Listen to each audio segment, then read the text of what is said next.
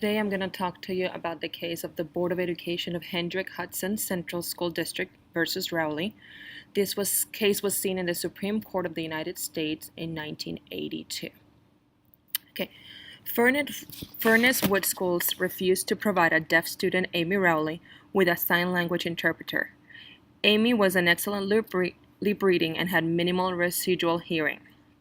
School administrators, along with a sign language expert, determined that Amy was able to succeed in school without an interpreter. Amy's parents sued the school on her behalf for violation of the Education of All Handicapped Children Act of 1975. The act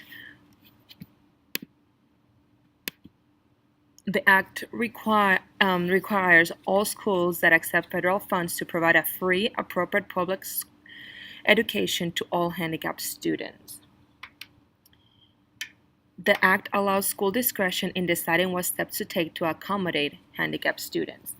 In page 578, in the second column, you can see what the term free appropriate public education means, and it means special education and related services which have been provided at public expense, under public supervision and direction, and without charge. B. Meet the standards of the state educational agency. C.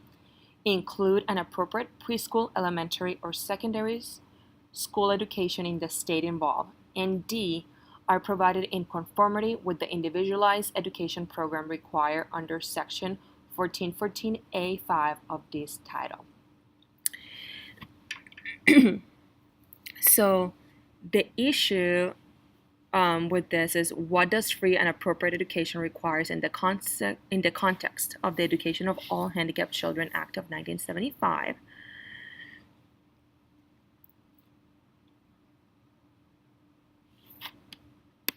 And what the court decided was that the free appropriate public education clause of Education of All Handicapped Children Act does not require a state to maximize the potential of each special needs child. So the rationale was that it was a 6-3 decision, and it stated that the school is not required to provide a sign language translator to a deaf student when they're receiving personalized instruction and adequate education. School administrators are allowed to determine what is required to meet the needs of each individual student within special education. The judges determined that she was receiving equal to her non-handicapped classmates.